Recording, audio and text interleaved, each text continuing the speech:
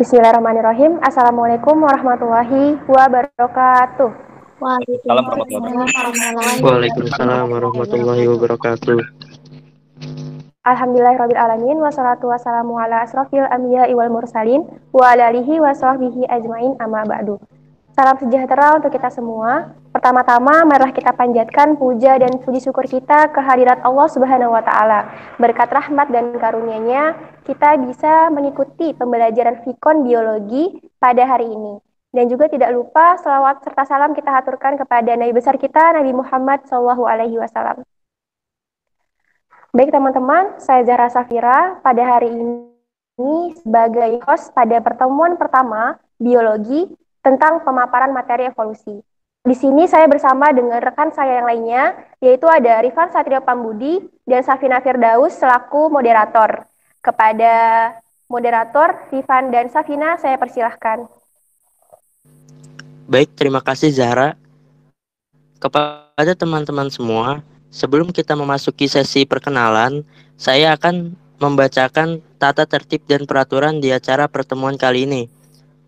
Yang pertama, panelis setiap kelompok terdiri dari 3 orang. Yang kedua, menggunakan seragam sekolah hari Jumat atau seragam muslim. Yang ketiga, para peserta diwajibkan untuk memasuki room tepat waktu. Yang keempat, aktif dalam berpartisipasi sesuai perannya. Yang kelima, menggunakan bahasa yang baik dan sopan. Yang keenam, semua peserta diwajibkan untuk mengaktifkan kamera. Yang ketujuh, tidak diperkenankan untuk menyalakan mikrofon selain pembicara.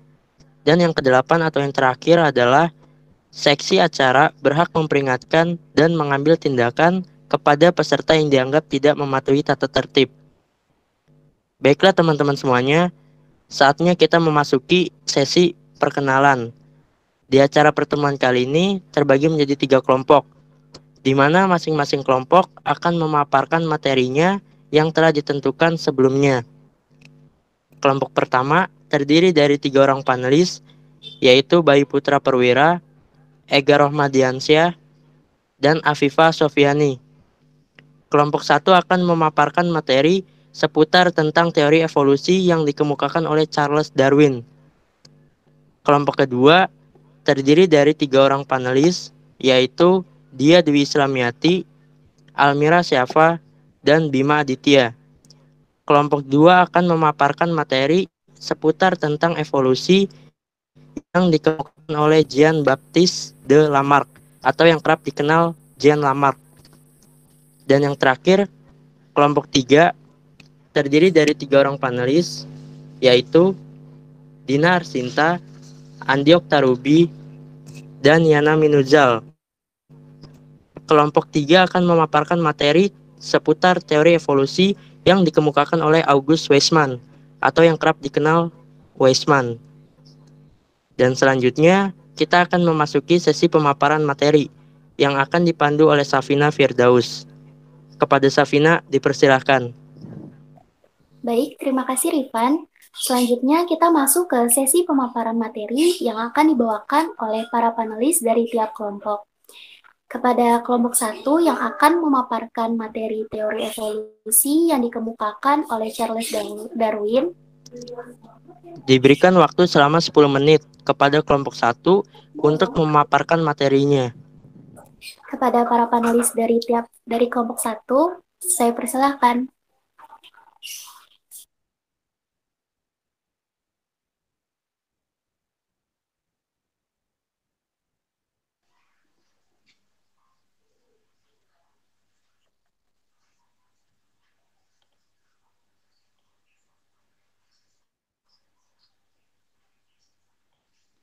Baik, Assalamualaikum warahmatullahi wabarakatuh. Waalaikumsalam warahmatullahi wabarakatuh. Kami dari kelompok 1 akan memaparkan materi mengenai teori evolusi menurut Charles Darwin. Selanjutnya, berikut adalah nama-nama kelompok 1. Selanjutnya, mengenal Charles Darwin. Charles Darwin adalah seorang naturalis atau orang yang ahli dalam bidang penyelidik alam. Charles Darwin dikenal sebagai bapak evolusi karena dia memiliki data yang lebih lengkap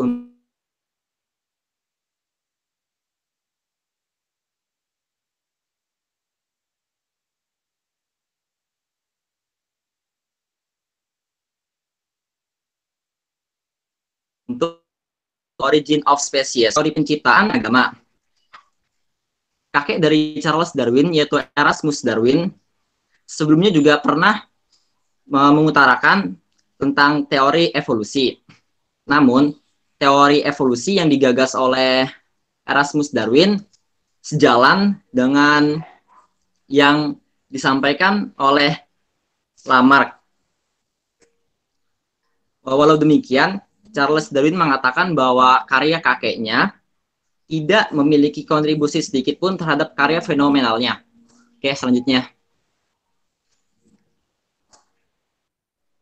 Selanjutnya adanya pengertian teori evolusi menurut Darwin. Teori evolusi menurut Charles Darwin antara lain spesies yang ada sekarang adalah keturunan dari spesies-spesies sebelumnya. Yang kedua, seleksi alam sangat menentukan berlangsungnya mekanisme evolusi. Seleksi alam merupakan gagasan murni dari Darwin. Dalam teorinya, Darwin mengemukakan bahwa hewan, tumbuhan, dan juga manusia merupakan hasil perubahan evolusi dari makhluk hidup yang sangat sederhana, atau satu sel organisme pada awal kehidupan di bumi yang secara perlahan-lahan melalui proses penurunan dengan modifikasi yang akhirnya berkembang menjadi berbagai spesies organisme di muka bumi sekarang ini termasuk kejadian manusia. Teori evolusi yang dikemukakan oleh Darwin banyak yang disalahpahami, banyak orang yang salah kaprah terhadap hal tersebut. Misalnya Darwin hanya mengemukakan teori evolusi berdasarkan seleksi alamnya. Sedangkan seleksi alam sendiri artinya yaitu mengadakan seleksi terhadap individu-individu yang hidup di dalamnya. Next. Ya, selanjutnya kebanyakan orang menilai dari teori ditemukannya adalah manusia berasal dari kera. Lalu pertanyaannya yang muncul adalah, apa benar manusia berasal dari kera? Apakah Darwin pernah mengatakan itu? Charles Darwin mengatakan manusia atau Homo sapiens memiliki asal-usul yang sama dengan kera atau dikenal dengan hominid. Hominid adalah keluarga biologi di mana manusia menjadi anggotanya. Terdiri dari beberapa primata seperti simpanse, bonobo, gorila, serta orangutan. Jadi manusia satu spesies dengan primata ini, tetapi bukan hasil satu evolusi dari kera, melainkan manusia mungkin mempunyai asal-usul nenek moyang dengan kera. Lalu bagaimana awal mula kehidupan? Penelitian mengenai asal-usul kehidupan tidak mulai hingga tahun 1950. Ilmuwan menduga kehidupan bermula di lautan. Ilmuwan yang pertama kali menuturkan teori evolusi biokimianya adalah Alexander Ivanovich Oparin, seorang Rusia kelahiran 18 Februari 1894 sampai 21 April 1980 dan terkenal dengan bukunya yang berjudul The Origin of Life. Oparin menyebutkan bahwa kehidupan berasal dari laut. Ia secara tidak langsung mendukung teori Darwin bahwa semua makhluk berasal dari keturunan yang sama. Oparin menjelaskan dalam teorinya, yaitu gabungan zat organik anorganik akan membentuk zat organik, kemudian bergabung membentuk zat organik kompleks dalam proses koaservat atau pengumpulan yang menjadi cikal bakal sel primordial yang ada di laut. Next. Selanjutnya ada asal-usul kehidupan menurut Darwin. Pertama, kehidupan dimulai dari sel yang pertama muncul karena faktor kebetulan terbentuk secara mandiri, lalu sel ini berkembang dan berevolusi. Yang kedua, makhluk hidup berkembang dari nenek moyang yang sama dan variasi timbul setelah melalui serentetan perubahan kecil. Ketiga, perkembangan embrio mengulangi proses evolusi yang dialami oleh nenek moyang di zaman purba. Oke, selanjutnya. Asal-usul menurut Darwin.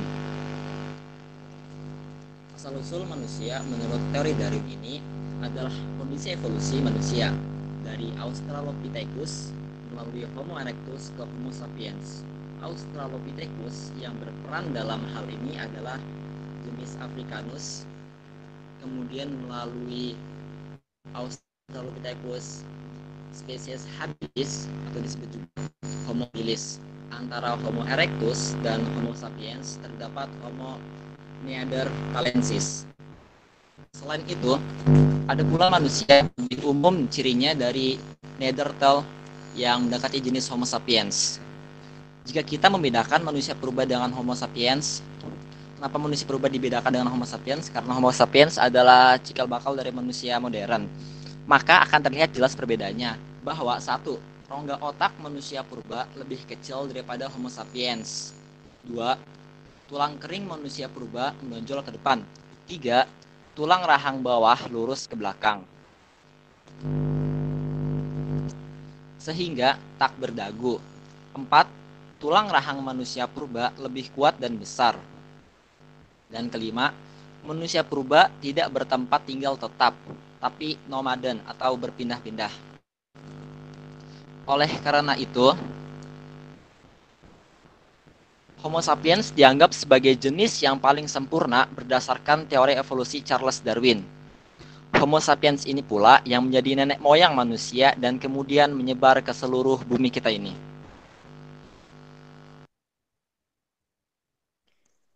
Nah, setelah itu adanya gelombang-gelombang pada manusia purba. Gelombang pertama itu atau yang disebut Australopithecus merupakan contoh gelombang homonid asli yang paling tua yang pernah hidup tidak di hutan seperti kera besar, melainkan di padang rumput luas. Gelombang kedua yaitu Pithecanthropus.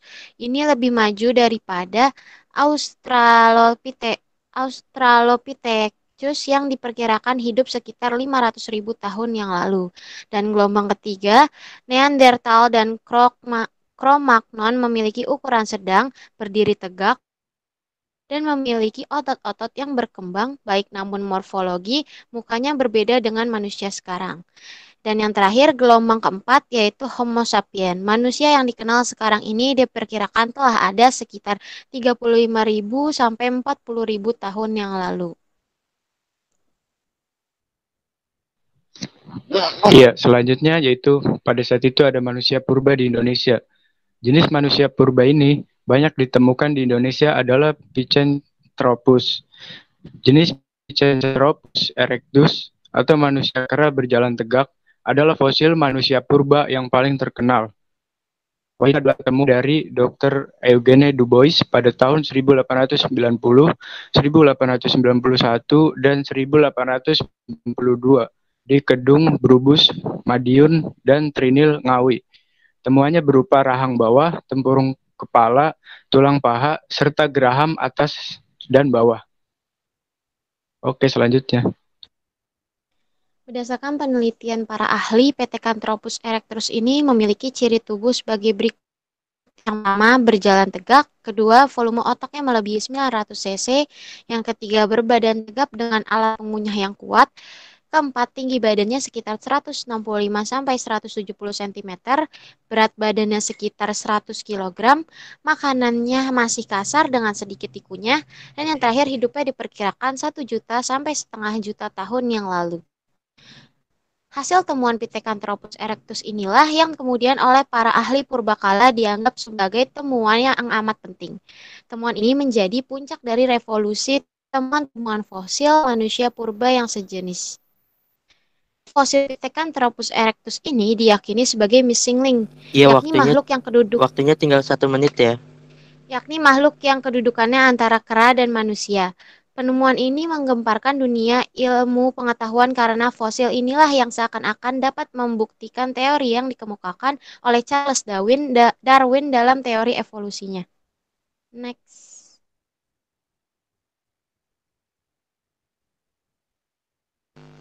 Proses seleksi alam menurut Darwin dapat kita lihat pada ngengat bison betularia. Ngengat ini terdapat 2 jenis, yaitu yang bersayap terang dan yang bersayap gelap. Awal mulanya lingkungan Inggris yang bersih sangat baik untuk adaptasi ngengat yang bersayap cerah. Namun karena limbah dari industri di Inggris yang semakin banyak dan mengotori pepohonan, sehingga pohon menjadi gelap dan akhirnya menjadi lebih adaptif untuk ngengat yang bersayap gelap daripada yang terang. Hasil perkembangan ngengat bersayap gelap meningkat tajam dan sayap cerah berkurang drastis. Sekian pemaparan dari kelompok 1. Baik, terima kasih kepada Ega, Sofi, dan Bayu selaku panelis kelompok 1 yang telah memaparkan materinya. Selanjutnya kita masuk ke kelompok 2 yang akan memaparkan materi teori evolusi yang dikemukakan oleh Lamarck. Diberikan waktu selama 10 menit kepada kelompok 2 untuk memaparkan materinya. Pada para panelis kelompok 2, saya persilakan.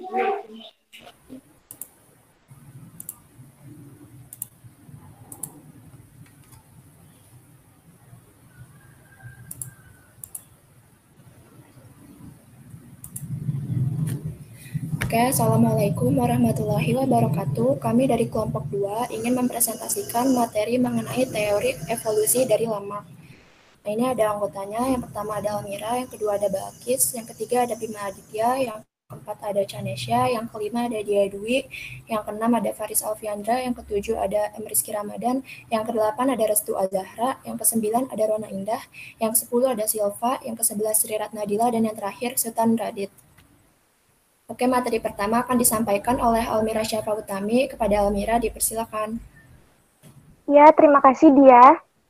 Di sini kita akan membahas dulu evolusi. Evolusi adalah proses yang berlangsung sedikit demi sedikit dan memakan waktu yang lama menuju ke arah semakin kompleksnya struktur dan fungsinya. Nah, secara bahasa sederhananya, evolusi adalah perubahan sifat-sifat terwariskan suatu populasi organisme dari suatu generasi ke generasinya. Next. Jean-Baptiste de Lamarck adalah seorang ahli biologis yang lahir pada 1 Agustus 1744 di Banzetim, Prancis. Ia juga merupakan seorang ahli pendahulu seorang Charles Darwin pada abad ke-18 di bidang evolusi. Ia mengusulkan suatu mekanisme bagaimana kehidupan berubah seiring berjalannya waktu. Next. Nah, Lamarck memiliki suatu gagasan dan menuliskannya dalam bukunya yang berjudul Filosofi. Dalam bukunya tersebut, Lamarck mengatakan, yang pertama, lingkungan mempunyai pengaruh pada ciri-ciri dan sifat-sifat yang diwariskan melalui proses adaptasi lingkungan. Yang kedua, ciri dan sifat yang terbentuk akan diwariskan kepada keturunannya. Yang ketiga, organ yang sering digunakan akan berkembang dan tumbuh membesar, sedangkan organ yang tidak digunakan akan mengalami pemendekan dan penyusutan, bahkan akan menghilang.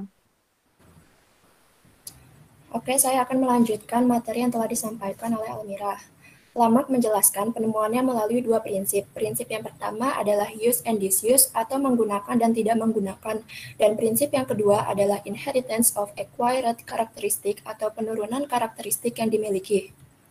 Prinsip pertama, use and disuse. Pada tahun 1809, Lamarck mengemukakan suatu mekanisme evolusi, yaitu teori use and disuse. Prinsip teori use and disuse merupakan ide di mana bagian tubuh yang sering digunakan seiring waktu akan bertambah besar dan semakin kuat, sedangkan bagian tubuh yang tidak digunakan akan menghilang. Nah, sebagai contohnya adalah jerapah, di mana jerapah seringkali meregangkan lehernya demi mendapatkan daun dari cabang pohon yang tinggi. Prinsip kedua, inheritance of acquired characteristic atau penurunan karakteristik yang dimiliki menyatakan bahwa sifat atau ciri yang diperoleh dari lingkungan dapat diwariskan kepada keturunannya. Leher panjang dan berotot yang dimiliki jerapah telah mengalami evolusi dari generasi ke generasi akibat dari perilaku jerapah yang sering meregangkan lehernya demi mendapatkan daun dari cabang pohon yang tinggi.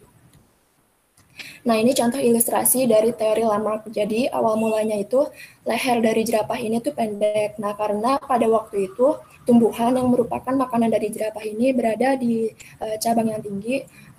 Nah, untuk menjangkau tumbuhan tersebut, maka jerapah ini meregangkan atau menjulurkan lehernya, sehingga lehernya menjadi panjang dan kuat. Nah, kemudian leher yang panjang dan kuat itu kemudian diwariskan pada keturunannya. Selanjutnya akan disampaikan oleh Bima Aditya. Kepada Bima, dipersilakan.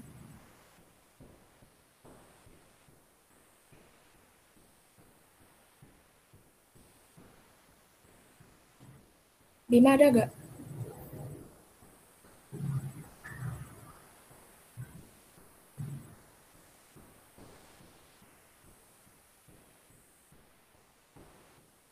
Bimanya nggak ada di room nih. Bentar nih, coba ditelepon dulu. Oke. Ya, karena waktunya berjalan, maka diperhatiin juga ya waktunya. Atau enggak bisa diganti nama Almira lagi, Mi?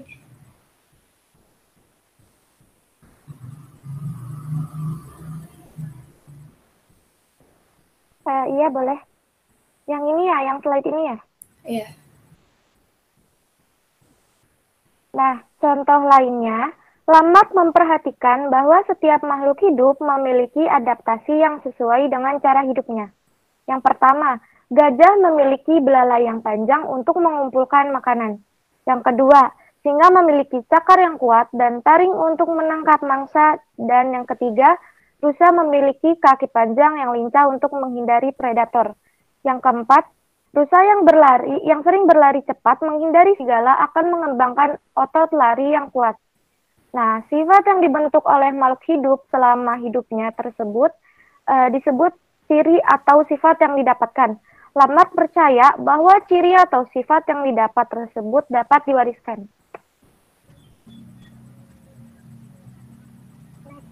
Oke, kesimpulannya, teori Lamarck juga disebut dengan teori perolehan yang terwariskan secara genetik.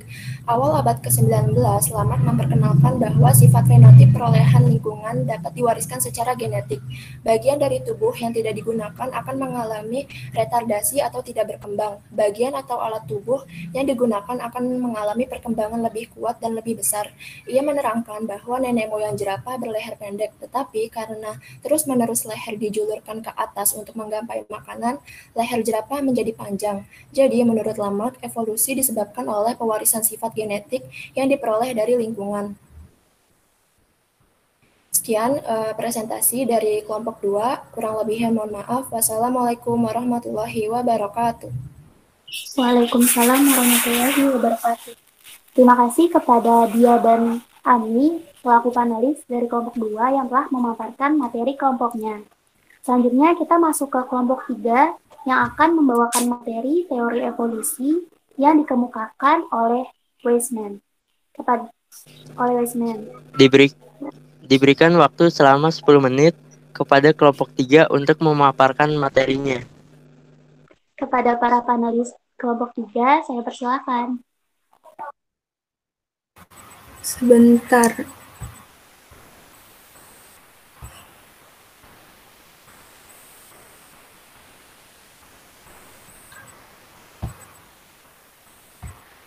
Bentar.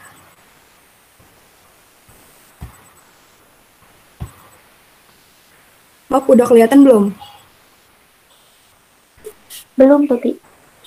Belum ya?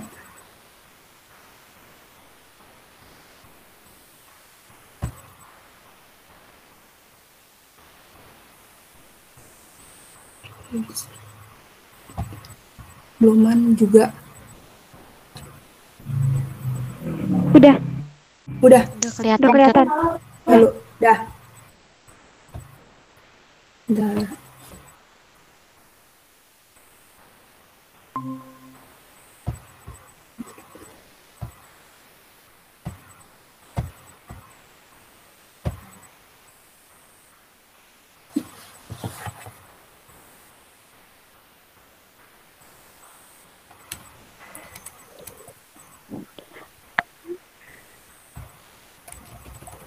Udah kelihatan? Udah. Nah, akan. Baik, Assalamualaikum warahmatullahi wabarakatuh. Selamat pagi. Salam sejahtera untuk kita semua. Jadi kami di sini dari kelompok 3 akan memaparkan materi teori evolusi yang dikemukakan oleh Weismann. Nah, jadi kelompok kami ini terdiri dari Siti Rahmawati, Cinta Natasha, Yana Minuzal, Andi Okta, Dinar Sinta, Nadia Diandra, Kukuh Dwi, M. Rizky Pratama, M. Insan, Nazu Azizah, Tripuji Astuti, Tarifah. Dan kami, para panelis, akan mewakilkan kelompok kami untuk memaparkan materinya. Next.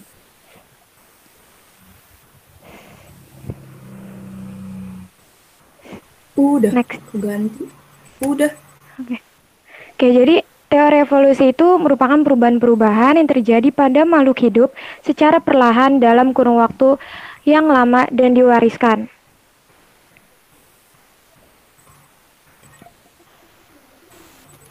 Next saja.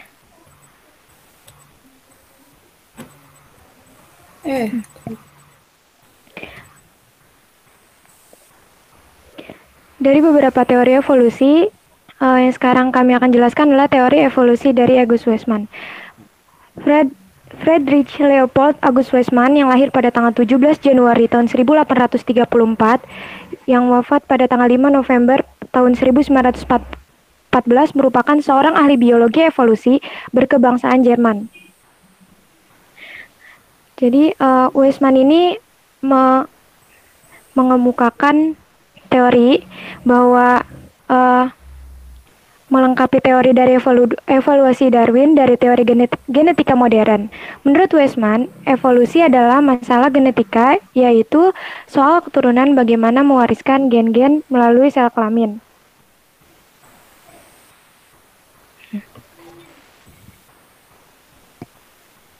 Nah, kemudian untuk membuktikan teorinya itu benar atau salah, si Weismann ini melakukan percobaan menggunakan seekor tikus yang berekor panjang. Nah, seekor tikus yang berekor panjang ini dipotong dan dikawinkan juga dengan tikus yang dipotong juga ekornya. Namun, ketika dikawinkan itu, hasilnya itu tetap tikus berekor panjang. Nah, si Weismann ini tetap penasaran, oleh karena itu dia itu melakukan percobaan hingga 21 generasi dari si tikus percobaan yang pertama ini. Namun hasilnya lagi-lagi tikus yang dihasilkan itu tetap tikus berekor panjang. Next.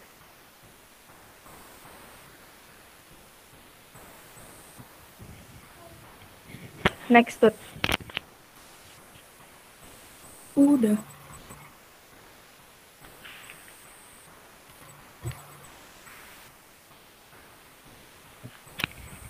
Belum keganti.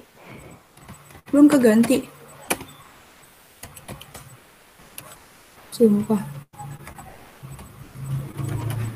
Yang lain. Bentar. Udah belum?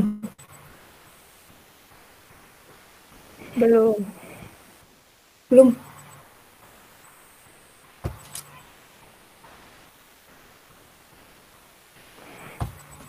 Nah, langsung aja, sehingga si Weismann ini menyimpulkan kalau misalkan itu lingkungan itu nggak berpengaruh terhadap perubahan sel yang akan diwariskan kepada keturunannya. Nah, si Weismann ini makanya menentang teorinya si Lamarck karena lingkungan itu nggak merubah gen, karena gen tuh yang berasal tuh dari sananya. Kemudian dia juga menyimpulkan adanya evolusi. Evolusi adalah proses yang menyangkut seleksi alam terhadap faktor genetika individu yang memiliki variasi genetik yang sesuai dengan lingkungan yang akan lestari dan memiliki kesempatan mewariskan gen yang adaptif pada generasi berikut. Nah, si Weismann ini makanya mendukung teorinya si Darwin karena dia percaya ketika si makhluk tersebut nggak bisa beradaptasi oleh lingkungannya, maka ia akan punah. Kemudian,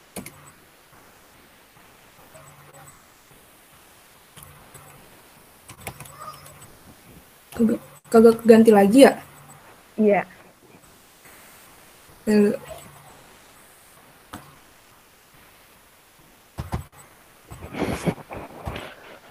Udah belum? Belum.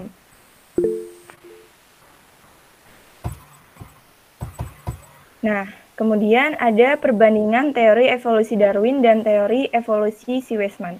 Si Weismann ini berpendapat bahwa sifat leher panjang dan leher pendek pada jerapah itu dikendalikannya oleh gen. Nah, yang leher panjang ini bersifatnya dominan dan yang leher pendek ini bersifatnya resesif. Kemudian si leher panjang ini kan keturunannya dari homozigot dominan dan yang leher pendek ini bersifatnya homozigot resesif. Oleh karena itu, si leher pendek ini tidak mampu beradaptasi dengan lingkungannya, akhirnya punah dan dia juga tidak bisa berkembang biak lagi gitu. Selanjutnya ke Andi Okta. Ya.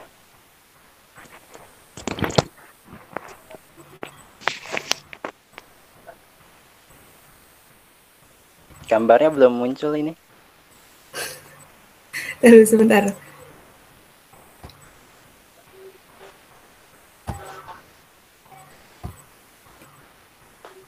Udah belum?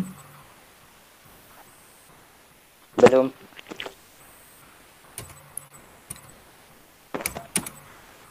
Dah. Belum juga ini. Banget. Terus bentar.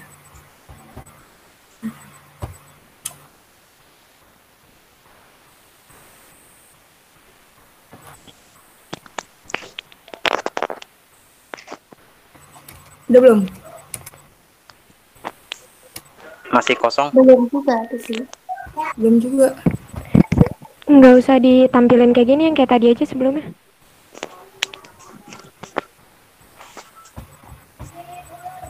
Dulu. Bentar. Bentar.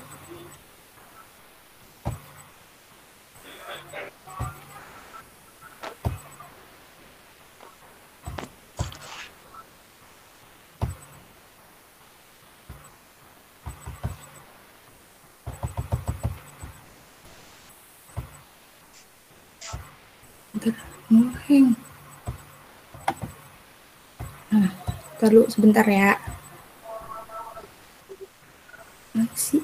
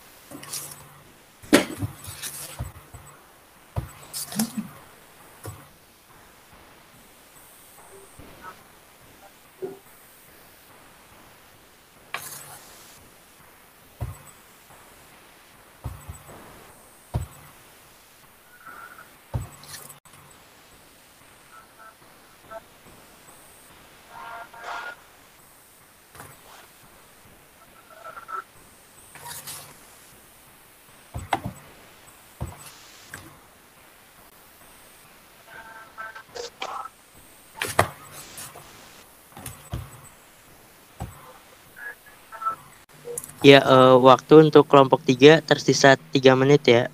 Iya, taruh bentar ya.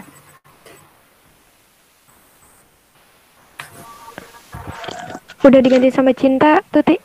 Iya, udah. Ya udah, Masih Cinta. dilanjut aja ya. Ya.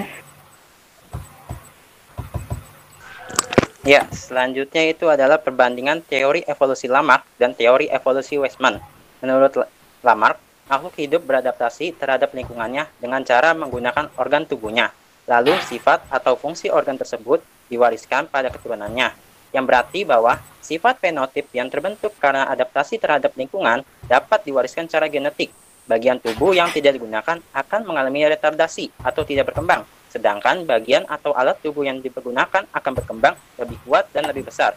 Seperti konsep use and disuse.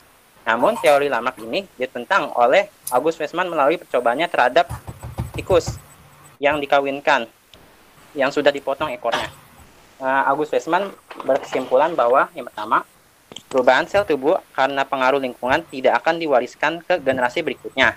Yang kedua, evolusi adalah masalah pewarisan gen-gen melalui sel kelamin atau evolusi adalah gejala seleksi alam terhadap faktor-faktor genetika. Next.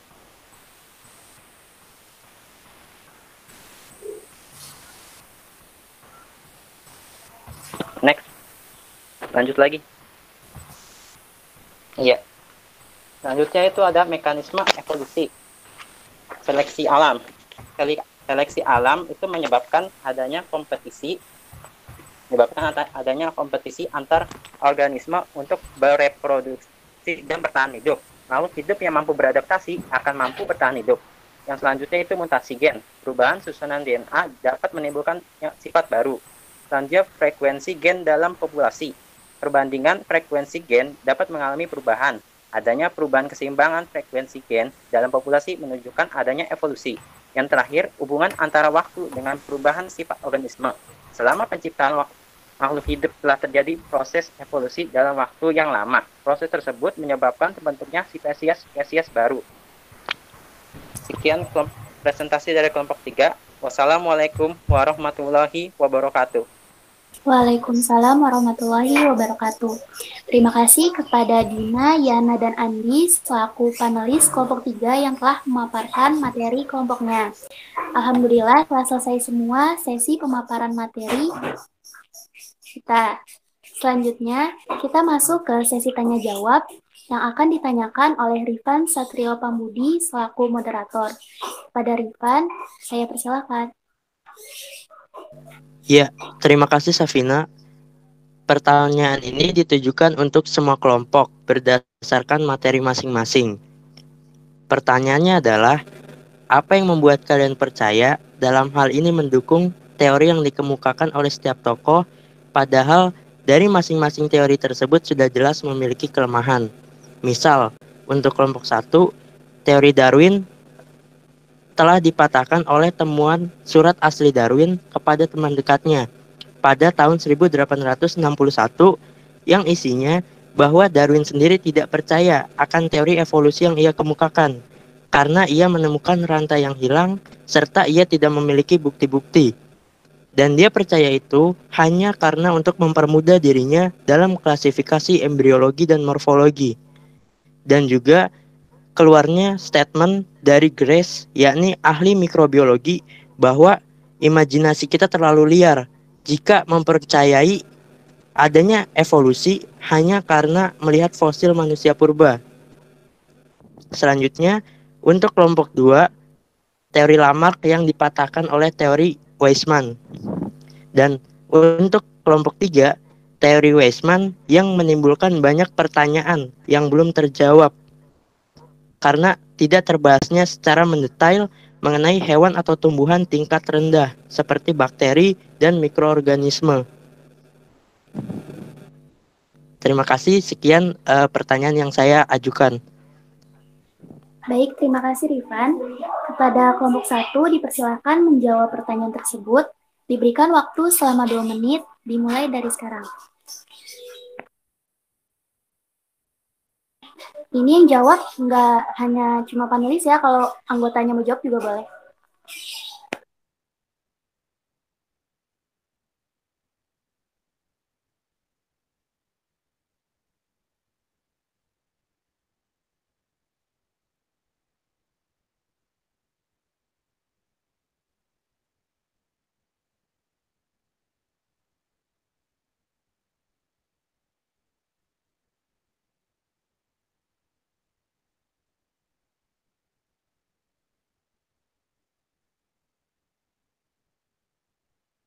Ya, untuk diperhatikan dalam menjawab pertanyaan ini, masing-masing kelompok itu diberikan waktu 4 menit ya. Dimulai dari sekarang untuk kelompok 1.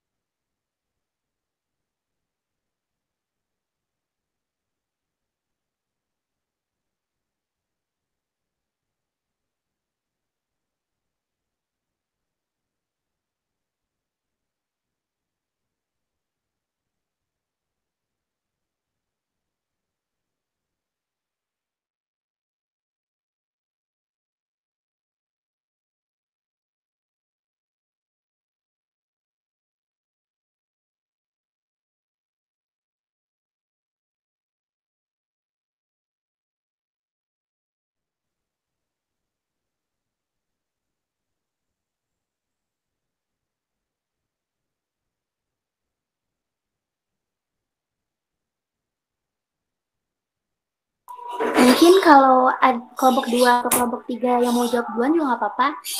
Daripada hening-hening gini kan. Atau enggak, kalian jawabnya sesuai pendapat aja, nggak apa-apa. Ivan gak bakal nanggepin lagi kok. Ya kan, Ivan? Iya, jadi jawabnya tuh sesuai materi kalian aja. Misalnya tadi kayak kenapa kalian percaya teori Darwin padahal udah dipatahkan kayak gitu.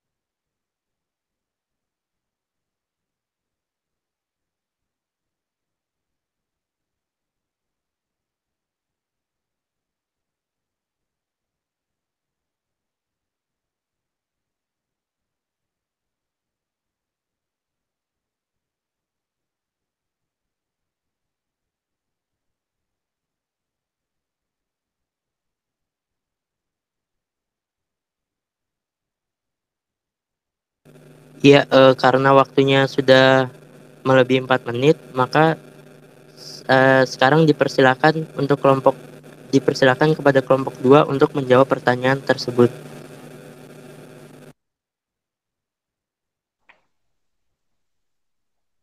Ya, di sini saya akan menjawab pertanyaan dari moderator. Apa yang membuat kita percaya di sini di teori Darwin, di teori Lamarck yang di prinsipnya yang pertama yaitu use and disuse, kan di sini mengatakan merupakan bagian tubuh yang sering digunakan seiring waktu akan bertambah besar dan semakin kuat. Nah, itu sama aja kayak manusia. Manusia seiring bertambahnya usia, seiring bertambahnya waktu, kita akan semakin kuat dan semakin bertumbuh besar gitu. Itu paling kita uh, yang paling kita percaya karena lama kelamaan bagian tubuh yang tidak digunakan akan menghilang atau tidak dapat digunakan lagi, sama seperti berkembang usia kita pada manusia. Mungkin dia bisa menambahkan. Kalau menurut saya juga penelitian yang dilakukan sama Weismann itu kan dia memotong buntut tikus. Nah, itu kayak hal yang berbeda gitu loh.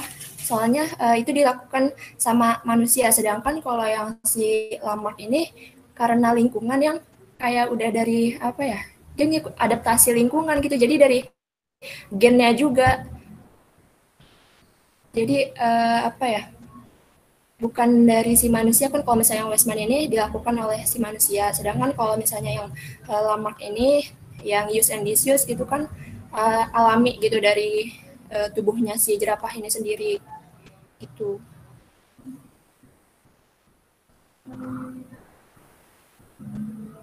Bima mau nambahin kah atau cukup? Boleh. Sebentar.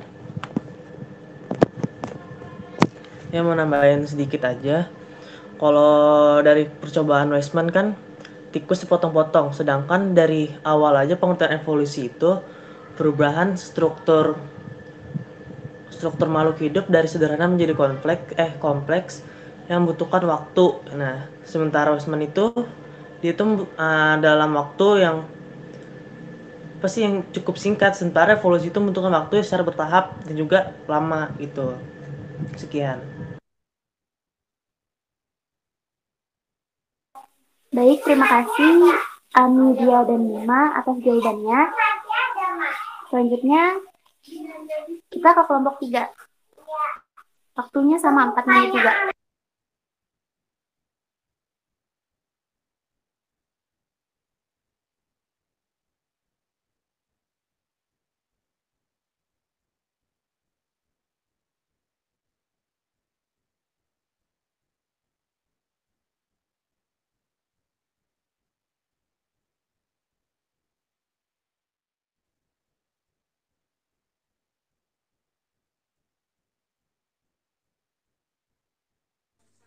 Ya, ingin menjawab dari pertanyaannya Ivan tadi di kelompoknya Weismann. Jadi kan di teorinya Weismann itu kan berpendapat ada dua hal tadi. Yang pertama itu ada perubahan sel tubuh karena pengaruh lingkungan tidak diwariskan kepada generasi berikutnya. Yang kedua itu ada evolusi merupakan masalah genetika. Artinya evolusi adalah gejala seleksi alam terhadap faktor-faktor genetika. Jadi pernyataan yang mendukung teori evolusi August Weismann ditunjukkan pada perubahan sel-sel tubuh akibat pengaruh lingkungan tidak diwariskan pada keturunannya. Ya, kalau misalnya dari mau nambahin lagi silakan.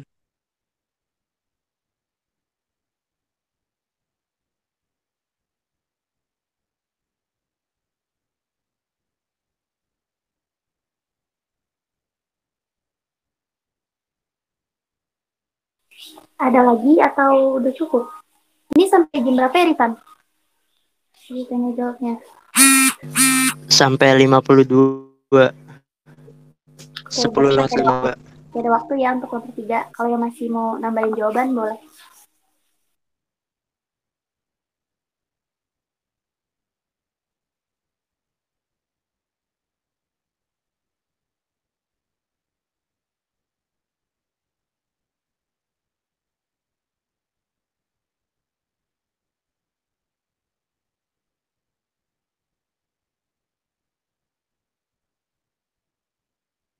Rifan, kalau kelompok 1 mau jawab gimana nih?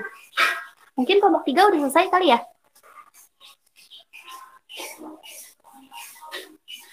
Ya udah nggak apa-apa. Boleh. Kelompok Sampai 1 jawab 10 lewat 55 ya batasnya. Oke.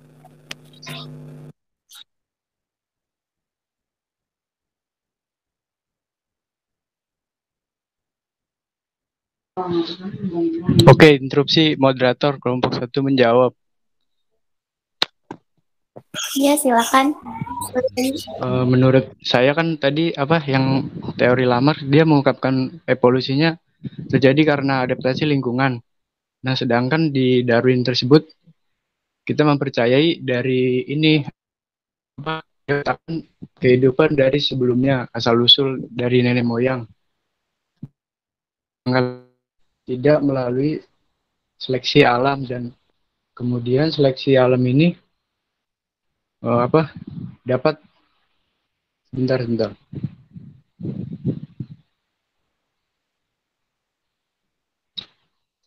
dapat berhasil beradaptasi, berevolusi untuk menerima perubahan dalam habitat alami dan melalui pengamatannya terhadap burung. Contohnya terhadap burung, tanaman, dan fosil. Mungkin itu aja. Mungkin ada yang mau nambahin, silakan.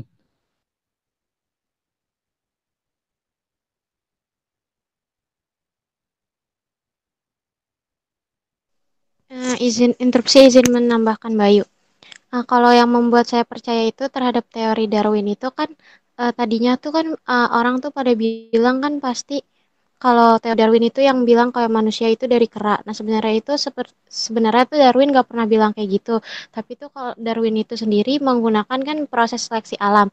Nah, dari proses seleksi alam ini sendiri jadi kayak yang pernah dijelasin itu adanya kayak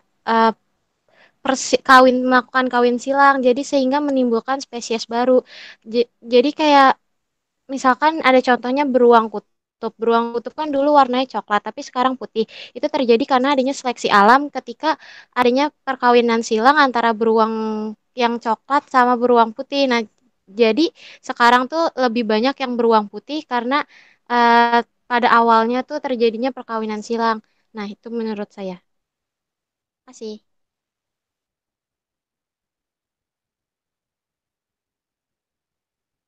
Ada lagi atau udah cukup? Ega atau anggota kelompok 1 lainnya mungkin? Izin mau nambahin.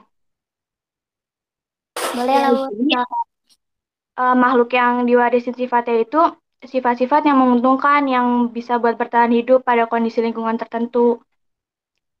Udah gitu aja.